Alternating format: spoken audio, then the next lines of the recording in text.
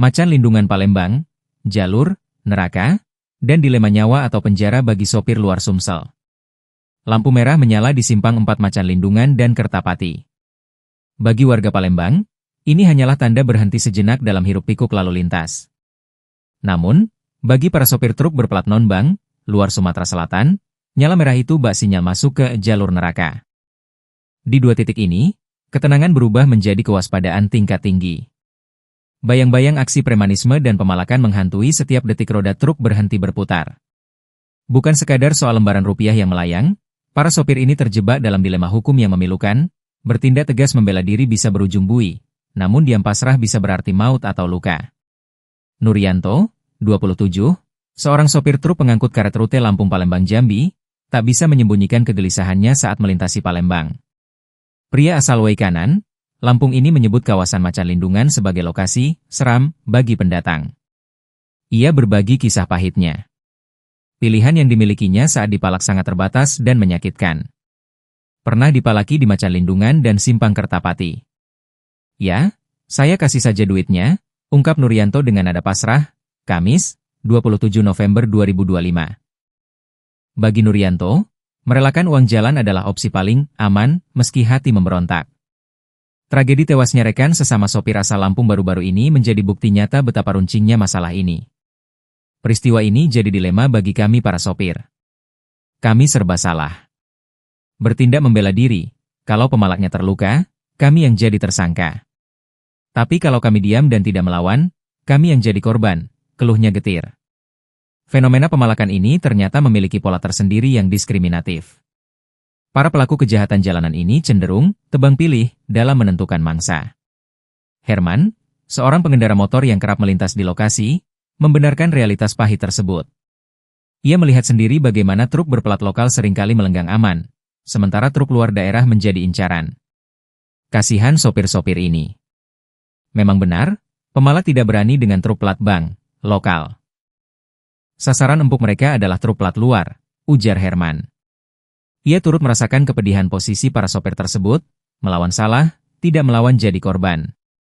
Di tengah ketakutan tersebut, harapan para sopir sebenarnya sederhana.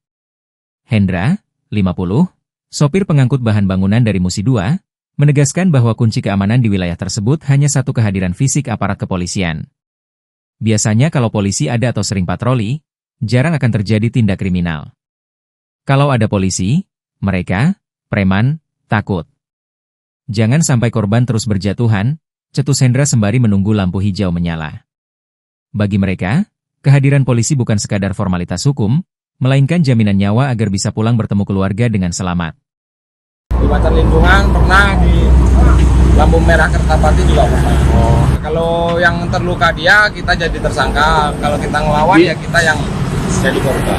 Kini, polisi akhirnya menggelar rekonstruksi kasus pemalakan yang menewaskan Alkodirin, 44, sopir truk asal Lampung di Simpang Macan Lindungan Palembang, Senin, 24 November 2024, sekitar pukul 19 waktu Indonesia Barat. Terkuak fakta baru, pemalak yang beraksi pada saat kejadian berjumlah 5 orang diantaranya Riko Saputra dan MA yang telah diciduk polisi sementara 3 orang lainnya YF, DD dan RF yang masuk dalam daftar pencarian orang, DPO. Rekonstruksi diperagakan oleh 2 tersangka yakni Riko Saputra dan MA, saksi dan 3 DPO, YF, DD dan RF diperankan oleh anggota kepolisian digelar di halaman depan Polrestabes Palembang, Senin, 1 Desember 2025, sore. Rekonstruksi diawali dengan adegan ke-1. Tersangka MA dan tersangka Riko Saputra bersama YF, DPO, DD, DPO, dan RF, DPO, berkumpul di lampu merah Simpang Macan Lindungan Palembang. Lalu, adegan kedua, pada saat lampu merah menyala mobil korban berhenti, para tersangka YF, DD dan RF mendekati mobil ke arah sopir sedangkan tersangka MA berpencar ke bagian depan mobil korban. Pada adegan ketiga YF meminta uang kepada korban untuk membeli minum dan korban memberinya uang senilai Rp2.000 tetapi YF, DD dan RF meminta tambah sehingga terjadi cekcok antara korban dan YF, DD serta RF. Diteruskan pada adegan keempat, tersangka MA sesudah diberi uang oleh korban langsung mendekat ke mobil korban dari arah sebelah kiri atau mendekati bagian kiri mobil atau kenek sambil melihat saksi Husaini. Adegan kelima melihat saksi Husaini lengah tersangka MA memasukkan tangannya ke dashboard mobil tersebut dan ingin mengambil sesuatu tetapi ditegur oleh korban dan tersangka MA menarik tangannya kembali. Dilanjutkan pada adegan ke-6, Tersangka YF mengambil kartu tol milik korban yang membuat korban turun dari mobil dengan membawa besi stainless serta mengejar YF disaksikan oleh saksi Husaini. Adegan ketujuh, melihat YF dikejar oleh korban, tersangka Riko Saputra mengambil bambu yang ada di pinggir jalan dan langsung mengejar korban dengan memukul korban menggunakan bambu tersebut sebanyak 1 kali. Pada adegan 8, melihat kejadian tersebut, saksi Husaini turun dari mobil dan menenangkan situasi serta berbicara kepada anak M. Alfiansyah bersama YF, DD, dan RF untuk mengembalikan kartu tol tersebut. Adegan ke-9, saksi Husaini melihat DD sudah membawa pisau di tangan kanannya. Adegan ke-10 korban langsung memukul DD sehingga tersungkur. Melihat hal tersebut anak MA langsung mengambil sebuah antena yang ada di pinggir jalan.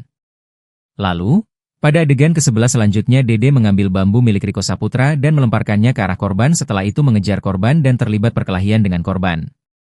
Pada adegan ke-12, setelah itu para tersangka langsung melarikan diri dan saksi Husaini Sanjaya melihat korban sudah tergeletak di bawah pintu mobil truk bagian kanan yang disaksikan Indra sambil berlari melihat Riko Saputra. Terakhir adegan ke-13, para tersangka berjalan ke arah Musi 2 dengan menumpang mobil warga yang lewat. Dalam perjalanan tersebut, Dede bercerita bahwa dirinya yang menusuk korban menggunakan pisau dan Yusuf juga bercerita bahwa dia yang mengambil kartu tol milik korban. Sementara, Kasat Reskrim Polrestabes Palembang, AKBP Andri Setiawan melalui Kanit Pidum Ibtu Dewo Dedi Ananda membenarkan adanya rekonstruksi yang digelar. Ditambahkan Dewo, digelarkan rekonstruksi ini untuk membuat tersangka suatu peristiwa yang terjadi.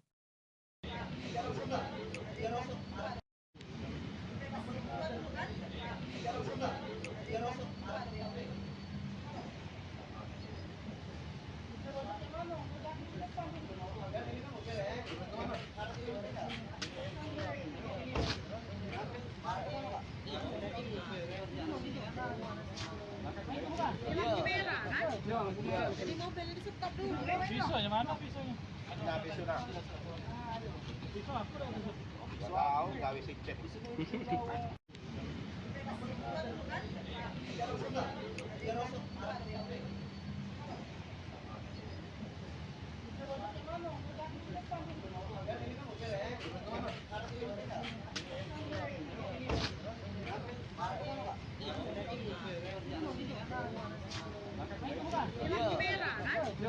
Jadi mobil ini stop dulu. Pisaunya mana pisaunya? Ada pisau dah. Pisau aku dah pisau. Tahu gawe sicet. Barang aja. Pisau dapur itu. Satu, dua, apa? Sudah, dah. Kamu gawe sicet. Melihat Yusuf DPO dipecat oleh korban, tersangka Riko Saputra.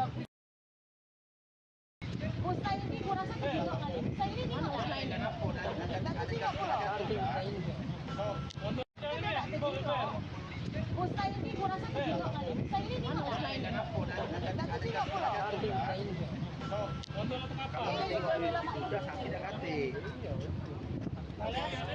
Kalau di mana kamu saksi?